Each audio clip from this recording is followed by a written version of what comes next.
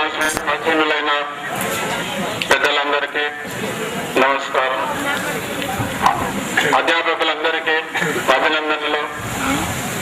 ఇంకా ఇక్కడున్న మేధావులు, ఈ ఉక్కు ఫ్యాక్టరీ సాధన కోసం ఆలోచిస్తున్న మేధావులందరికీ అభినందనలు. విద్యార్థులకు ఆశీస్సులు. విద్యార్థుల పోరాటానికి మరొకసారి సమయం ఆసన్నమైంది, దగ్గరకు వచ్చింది. ఇదేం మరోసారి అంటున్నారు సార్ అంటే, ఇంతకుముందు మీకంటే ముందు విద్యార్థులు ఈ సమైక్య ఆంధ్ర కోసం చాలా పోరాటం చేసినారు. ఇటువంటి పోరాటం కాదు, కాలేజీలో, స్కూల్స్, పట్టణాలు, జిల్లాలో విద్యార్థులే ముఖ్యంగా చాలా పోరాటం చేసి ఈ సమైక్య ఆంధ్ర కోసం చాలా పోరాటం చేసినాం. కనీవిని ఎరుగునటువంటి పోరాటం చేసింది ఎవరంటే ఈ విద్యార్థులే. ఇప్పుడు మళ్ళా మీ పోరాటం కోసం సమయం ఆసన్నమైంది. ఈ సమైక్య ఆంధ్ర ఎంతో సాధించాలని చూస్తే అది సాధించలేకపోయినాం. ఎందుకు? ఈ పార్లమెంటులో తలుపు లేపింది తెలంగాణలో సపరేట్ చేసేసినారు.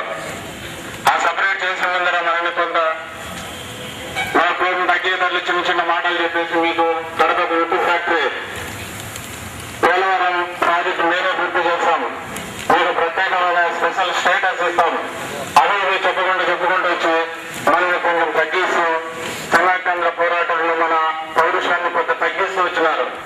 మన నాయకులు వాళ్ళు కూడా ఏదో ఇదంతా ఏదో కొంచెం మంచిగా ఉన్నట్లుందని మన పోరాటాన్ని కొంచెం తగ్గించడం, ఎట్లా విడిపోతుంది వస్తాయి లేవన్నీ అన్నట్లు పార్లమెంట్ లో తలుపులు పెద్దలకి, టీచర్స్ కి, అలాగే పాత్రికేయులకి, ముఖ్యంగా విద్యార్థులకు నా నమస్కారములు. ఈరోజు చూస్తున్నాం మన పరిస్థితి ఏంటి, ఎందుకు మేము ముందరకు వచ్చాం. కడప ఉక్కు సీమ హక్కు అనే స్టీల్ ఫ్యాక్టరీ సాధనా సమితి ద్వారా మేము ముందుకు వచ్చాం. ఎందుకు ఈ కార్యక్రమాన్ని అంటే స్టీల్ ఫ్యాక్టరీనే ఎంచుకున్నాం మా మార్గంగా అనేది, తెలంగాణ డివైడ్ అయ్యేటప్పుడు మాకు హైదరాబాద్ మా రాజధానిలోనే ఉండాలా, మా స్టేట్ లోనే ఉండాలా అని వాళ్ళు ఎందుకు కోరుకున్నారు? అది బాగా అభివృద్ధి చెందిన పట్టణం కాబట్టి. ఆ పట్టణం ఈ రోజు ఆ స్థాయిలో ఉందంటే తెలంగాణ వలన, కోస్తాంధ్ర వలన? మీరే చెప్పండి. ఓన్లీ రాయలసీమ వల్ల. ఎందుకంటే తెలంగాణ ప్రజలు అటు సైడ్ బాగానే ఉన్నారు. ఒక ఇండస్ట్రీ రావాలన్నా పెద్ద హాస్పిటల్స్ కానీ, స్కూల్స్ కానీ, కాలేజెస్ కానీ, ఐఐటి కాలేజెస్ కానీ ఏదైనా రావాలంటే వాళ్ళ చూపు ఎక్కడుంది? స్మార్ట్ సిటీస్ ప్రకటించాలన్నా కూడా వైజాగ్ సైడే ఉంది. లేదు, రాజధాని వస్తే ఒక ప్రాంతం, చిన్న ప్రాంతమే డెవలప్ అవుతుంది. అది డెవలప్ అయ్యేసరికి చాలా ఉపయోగం. దానివల్ల మనకు కొంతమందికి, కానీ ప్రతి ఒక్కరూ మేలుపడే ఏకైక ప్రోగ్రాం స్టీల్ ఫ్యాక్టరీ సాధన. ఈ సాధన వల్ల మన ప్రాంతమే మారిపోవడం కాకుండా అందరికీ ఉద్యోగాలు వస్తాయి. ఇంకొకటి గుర్తుపెట్టుకోండి, ఉద్యోగం రావడమే కాదు, ఉద్యోగాలు ఇచ్చే స్థాయికి మనం చేరుతాం. అవకాశం రావాలని చెప్పారు. మేము కూడా మా సరే చదివిన తర్వాత డైరెక్ట్ గా గవర్నమెంట్ జాబ్స్ రాకపోవడం ఒకటి, ఏదైనా వ్యాపారం పెట్టుకుంటే కూడా మా చదువుకుంటే తెలివితేటలు వస్తాయి. ఆ తెలివితేటలతో కొంతగా వ్యాపారం పెట్టుకుంటామంటే కూడా జరిగే పరిస్థితి లేకుండా పోయింది. అందరి చూపు అక్కడే ఉంది, అందరూ డెవలప్ అయ్యారు, అటు సైడే పోతున్నారు. అంటే మనము మన తల్లిదండ్రులు రక్తం చెమట ఓడ్చి మనల్ని చదివించి మనం బాగు చేస్తే వాళ్ళ ఉద్దేశం ఏంది? ఈ రోజు మా పిల్లలతో అయితే ఫ్లెక్సులు కూడా వేసుకుంటారు. ఇక్కడ చూడండి, ఎక్కడ కూడా ఫోటో లేదు. వేసుకోమని చాలా మంది సలహా ఇచ్చారు, నాకు అవసరం లేదు. ఇంత ఖర్చు పెడుతున్నారు కదా, లక్షల కోట్లు. ఒక 100 రూపాయలు తీసి మనము తెలిసిన వ్యక్తికి ఇబ్బందులు ఉన్నాయని ఒక 100 రూపాయలు దానం చేస్తే ఏమంటారు? తిడతారు. ఏం నీకంత కొవ్వు పట్టింది అది అని. ప్రవీణ్ కుమార్ రెడ్డి అటువంటి వ్యక్తి పరిగెత్తాలా? ఆ విధంగా ఈ రోజు నుంచి మీరు ఏ విధంగా మేము ఖాళీ తీసుకొచ్చి ఇన్స్పైర్ చేస్తున్నామో, మీరు కూడా ప్రతిరోజు ఒక్కరిని ఇన్స్పైర్ చేయండి. ఆ రోజు ప్రోగ్రామ్ కి మీలో ఉండే ఉత్సాహాన్ని, మీ ధైర్యాన్ని నిరూపించుకోవాల్సిన అవసరం ఉంది. మేము ఈ అవకాశాన్ని ఇచ్చినా కూడా ఎంతో ఓపికగా కూర్చున్న మీ అందరికీ, విద్యార్థులకు ప్రతి ఒక్కరికి పేరు పేరున నేను హృదయపూర్వకంగా కృతజ్ఞతలు తెలియజేసుకుంటున్నాను. కడప ఉక్కు సీమ హక్కు అనే ఒక నినాదంతో స్టీల్ ప్లాంట్ సాధనా సమితి అనేది ఒకటి ఏర్పాటు చేయడం జరిగినది. ఇది ఏర్పాటు ఎందుకు చేయవలసి వచ్చింది అనే దానికి ఒక 5 నిమిషాలు మీకు వివరంగా చెప్తాను. మనసు పెట్టి మీరు ఆలోచన చేయండి.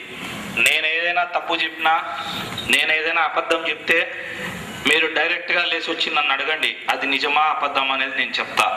ఒక్కటి ఆలోచన చేయండి. కడప జిల్లా అనగానే ఈ రాష్ట్ర చిత్రపటంలో విభజించబడిన ఈ 13 జిల్లాల్లో ఎవరైనా కడప గురించి పట్టించుకుంటున్నారా? మీరు చెప్పండి. కడప జిల్లా అనేది ఒకటి ఉంది అని ఏ నాయకుడు కానీ ఎవరైనా పట్టించుకుంటున్నారా? పట్టించుకోకపోగా మొదటగా కడప అంటానే రాష్ట్ర చిత్రపటంలో రౌడీలు అంటారు, గుండాలు అంటారు. మీరు నిజం చెప్పండి, మనం రౌడీలమా? మనం గుండాలమా? మనం ఫ్యాక్షనిస్టులమా? మరి అలాంటి మనల్ని రాష్ట్ర చిత్రపటంలో రౌడీలని, గుండాలని చిత్రీకరించి ఇక్కడ పెట్టవలసిన పరిశ్రమలన్నీ కూడా కోస్తాకు తీసుకొని పోతున్నారు. ఒక సినిమాలో ఒక ఆయన చూపిస్తాడు, సమరసింహారెడ్డి అని పేరు పెట్టి, మరి చెన్నకేశవరెడ్డి అంటారు, ఒక ఆయన ఇంద్రసేనారెడ్డి అంటాడు. మరి ఈ సినిమాలకి ఈ కడప జిల్లా మీద ఎందుకు అంత వాళ్ళకు మన మీద అంత వ్యసనము, అంత ఒక బాధతో మనల్ని మీ అందరూ రైతు బిడ్డలే ఉంటారు, మాక్సిమం రైతుల బిడ్డలు ఉంటారు. కడప జిల్లా వాడే ఉంటాడు. అది నిజమా అబద్ధమా మీరే చెప్పండి. అలాంటి మనల్ని రౌడీలు అంటారు. మరి బాధ ఏదా మనకు? ఇంకొక ముఖ్య చచ్చే ప్రదేశం, నేను ఎక్కడ చస్తానో నాకు తెలీదు, మీరెక్కడ చచ్చేది మీకు తెలీదు. చచ్చే లోపు ఈ ప్రాంతంలో పుట్టిన వాడు పులి బిడ్డరా, చచ్చిన వాడు ఈ ప్రాంతం కోసం మేలు చేసి చచ్చాడు అనేలాగా మనమందరం బ్రతకాలి. ఎవడైనా ఈ ప్రాంతంలో పుట్టిన వాడు పులి బిడ్డరా, వాడు ఖచ్చితంగా ఈ ప్రాంతాన్ని మేలు చేసుకొని చచ్చాడు. అది ఒక్క ప్రవీణ్ కాదు, ప్రతి ఒక్కరూ అలా ఉండి ఈ ప్రాంతాన్ని మేలు చేసుకోవాలనేది నా ఉద్దేశం. దీనికి మీ అందరూ సహకారం కావాలి. మీ అందరూ ఇస్తారా, ఇవ్వరా? ఇదే ముఖ్యమంత్రి ఓటుకునేటు కేసులో దొరికి హైదరాబాద్కు నేను రాననే ఒక కండిషన్ మీద అతను పోయి విజయవాడలో కూర్చున్నాడు. మరి ఒక్కడైనా 10 ఏళ్ళు ఉమ్మడి రాజధానికి మాకు ఇప్పుడు హక్కు ఉంది, ఈ హైదరాబాద్ మాది అని ఏ ఒక్క నాయకుడన్నా మాట్లాడుతున్నాడా? ఒక్కరు మాట్లాడరు. అమరావతి అంటారు. అమరావతి నిజంగా మన క్యాపిటల్? అది అమరావతి ఎక్కడుంది? కోస్తాలో ఉంది. రేపేం చేస్తున్నారు? నిన్న ఒక చిన్న ఉదాహరణ, ఎర్రచందనం ఉంది, ముగ్గురాయి వెరైటీస్ ఉన్నాయి కోడూరు దగ్గర. మరి ఇన్ని వనరులు ఉన్నా కూడా ఈరోజు మీరు చూడండి, మనకు తాగేదానికి నీళ్లు లేవు. మీరంతా పెద్దటూరు టౌన్లే కదా, గుండెల మీద చేసుకొని చెప్పండి. విద్యార్థులు మీరందరూ ఇస్తే కుందునాది మీద ఒక చిన్న చెక్ డ్యామ్ కట్టే, ఆ చెక్ డ్యామ్ లో నీళ్లు నిలబడితే ఆ మన చుట్టుపక్కల ప్రాంతాల్లో ప్రొద్దుటూరు సరౌండింగ్స్ లో ఉండే రైతులు బాగుపడతారు. మరి ఎవరైనా దాని గురించి ఆలోచన చేస్తున్నారా? ఎవరు చేయరు. ఇంకొక ముఖ్య విషయం, తలుచుకుంటే మనసు కలుక్కుమనే విషయం, ప్రొద్దుటూరు టౌన్ లో మీరు చూడండి, ఈ రోజుకి ఒక మంచి హాస్పిటల్ లేదు. ప్రొద్దుటూరు టౌన్ అనగానే పేపర్లలో సిరినగరం, సిరిపురం, రెండో ముంబై, తర్వాత కడప జిల్లాలో ఆర్థిక రాజధాని, ఇలా ఎన్నో టైటిల్స్ అంటారు బంగారు వ్యాపారంలో.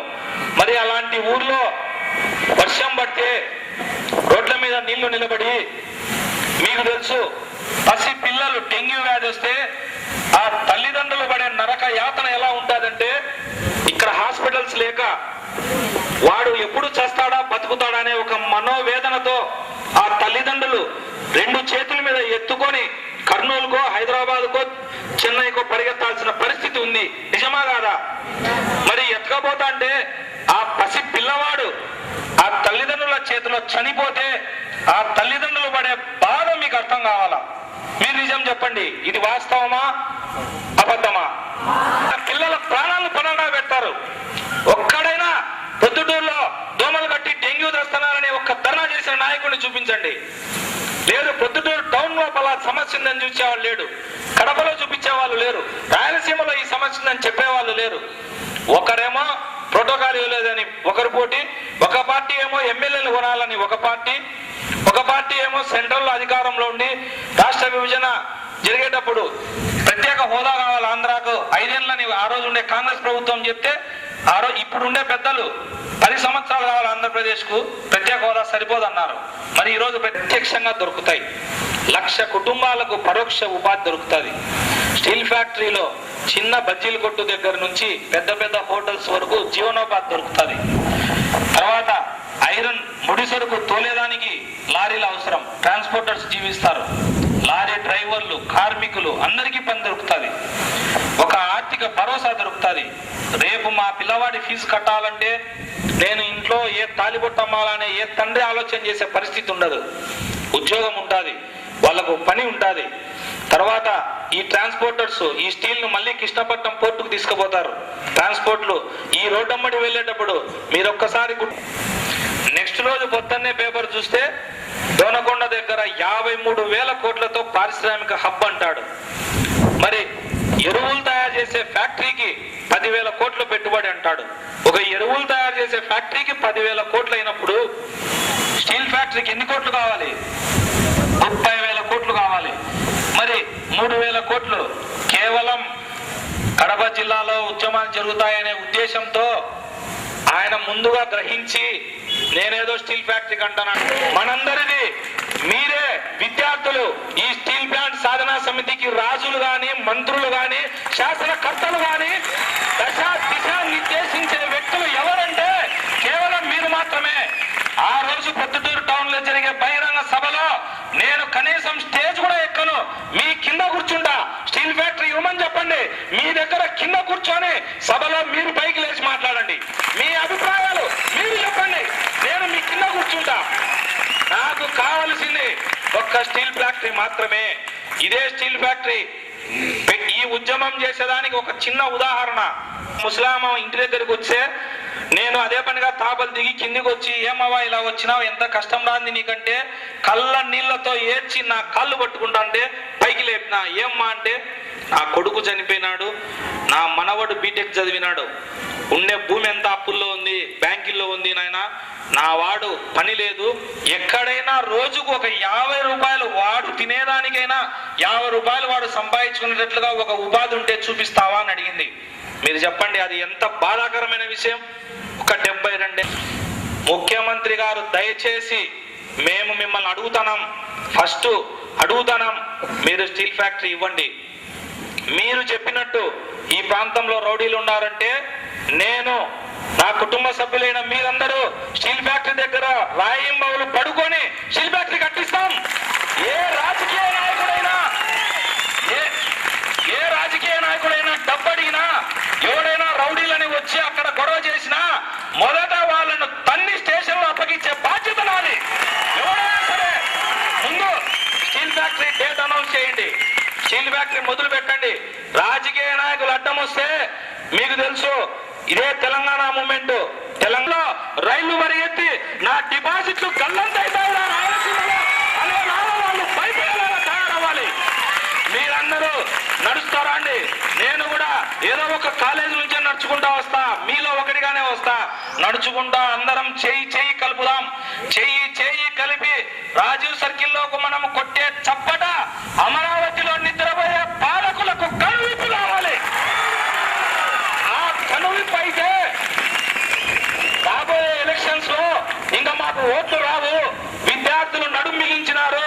మీరు ఒక్కొక్కరు, మీ ఒక్కరు రావడం కాదు, మీరు తలుచుకుంటే మీరు ఒక సైనికులు. ఈ భారతదేశం గాని, ఈ ప్రపంచంలో గాని అత్యధిక శక్తి ఎవరికి ఉందంటే ఒక్క యువతకే, అది మీరే. మీరు ఒక్కొక్కరు ఒక సైనికులాగా 10 మందిని తయారు చేయండి. మీకు ఒక కరపత్రం ఇస్తాం, మీ ఇంటికి వెళ్ళండి, మీ అమ్మా నాన్నకు చూపించండి. అమ్మాయి ఆగస్టు 19 ఈ 2 రోజులు మీకు వీలైనంత మంది ఈ రోజు నుంచి మీరు ఒక్కొక్కరు 10 మందికి ఇన్స్పైర్ చేయండి. వాళ్ళు పడే కష్టాలు అడగండి. నిజంగా మీరు కష్టపడతా అంటే ఈ ఉద్యమంలోకి రాండి అని చెప్పండి. మీ అందరూ నేను ఒకవేళ నేను చనిపోయినా మీ అందరూ ఒక్కొక్కరు ఒక్కొక్క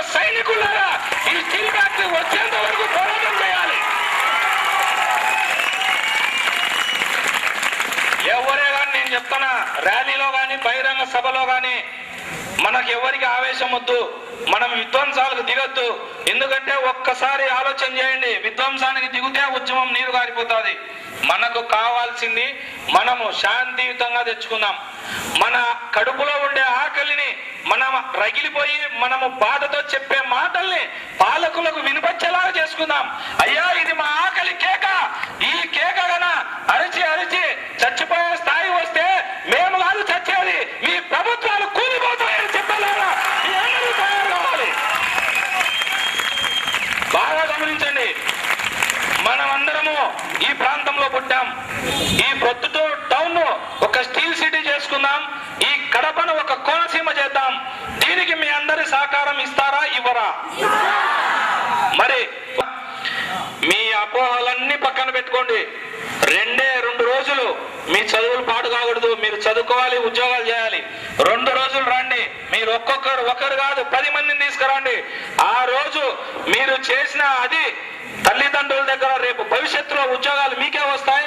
హైదరాబాద్ టౌన్ లోనో ముంబైకో పోయి బానిస బతుకులు బతికి 30,000 సంపాదించి తల్లిదండ్రులు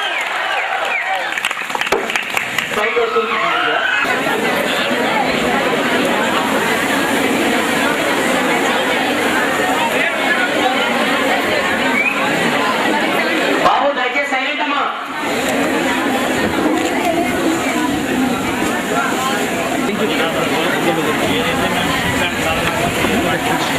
ఆ రోజు నుంచి దాదాపు 5 నెలల నుంచి ప్రతిరోజు ఏదో ఒక కాలేజీ నుండి విద్యార్థులందరినీ వారి ఉద్యోగం వైపు తీసుకొచ్చడానికి మేము చేస్తున్న ప్రయత్నం. నిజంగా ఈ విద్యార్థులు ఈ స్టీల్ ప్లాంట్ సాధనా సమితి సభ్యులని మేమున్నామన్నా నీ వెనకాల నువ్వు ఈ ఉద్యమం నీ ఒక్కడిది కాదు, ఇది మా అందరి బాధ్యత అని వాళ్ళు చెప్తాంటే నిజంగా స్టీల్ ప్లాంట్ కోసం ప్రజలు కానీ ఆ విద్యార్థులు కానీ రైతులు పడే కష్టాలు చెలించిపోయి వాళ్ళు ఈరోజు మా వెంట నడిచేదానికి వస్తున్నారు. నేను మొదటి నుంచి చెప్తున్నా, ఇప్పుడు చెప్తున్నా, ఈ స్టీల్ ప్లాంట్ సాధనా సమితి అనేది ఏ ఒక్క రాజకీయ పార్టీకి సంబంధించింది కాదు. ఏ ఒక్క రాజకీయ నాయకుడు కూడా ఈ స్టీల్ ప్లాంట్ సాధనా సమితిలో ప్రవేశం లేదు. ఈ స్టీల్ ప్లాంట్ సాధనా సమితిలో నేను కేవలం సైనికులు మాత్రమే. రాజులైనా శాసించే వాళ్ళైనా దశ నిర్దేశించే వాళ్ళు ఎవరంటే వాళ్ళు కేవలం మా యొక్క ఈ విద్యార్థులు మాత్రమే. వీళ్ళు వెన్నంటే ఉంటే ఈ భారతదేశంలో ఏదైనా సాధించగలుగుతారనే సత్తా వీళ్ళు నిరూపిస్తారు. త్వరలో ఆగస్టులో జరిగే ఒక బహిరంగ సభ, జూలై 14వ తేదీ జరిగే ఒక ర్యాలీకి వీళ్ళందరూ ఆ రోజు మీరే చూస్తారు. నిజంగా ఈ పిల్లల పౌరుషం ఎలా ఉంటుందో, ఈ విద్యార్థులు వేసే కేకలు ఎలా ఉంటాయో, ఈ విద్యార్థులు ఇచ్చే స్పందన ఏంటనేది జూలై 14వ తారీఖున ప్రొద్దుటూరు టౌన్లో పుట్టిన ప్రతి ఒక్కరూ పెట్టే కేక ఆ రోజు ఖచ్చితంగా ఢిల్లీ వరకు వినపడుతుంది.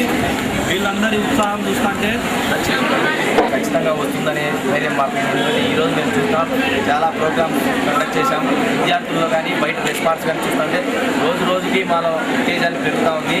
మేమున్నామని ముందుకు వచ్చి మేము సాధిస్తాం, మేము నిరంతరం ఇది వచ్చేంత వరకు మేము నిద్రపోమనే విధంగా స్టూడెంట్స్లో రెస్పాన్స్ ఇస్తూ ఉంటే మాకు స్టీల్ ప్లాంట్ ఆల్రెడీ వచ్చేసేంత ధైర్యం కలుగుతూ ఉంది.